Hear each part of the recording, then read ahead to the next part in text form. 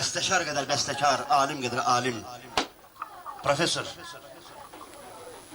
el aşığı, Əhliman, Aşıq Əhliman bizim toylarımızın bəzəyidir. Elimizin, ovamızın tanınmış aşıqlarındandır. Həm də böyük hörmətə malik adamdır. İndi isə sizin ixtiyarınıza bırakırıq. Aşıq Əhliman, buyurun xərc edin.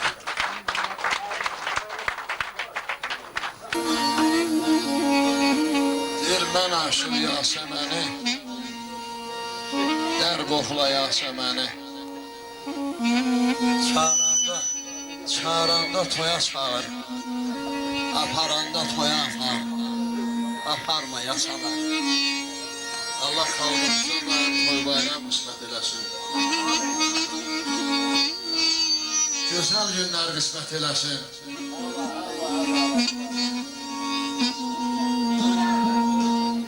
Qara gəlsin, zülfün qara gəlsin, sənsiz bayram eyləsin, bayramın qara gəlsin, qara günləri xalqımızdan uzaq eləsin.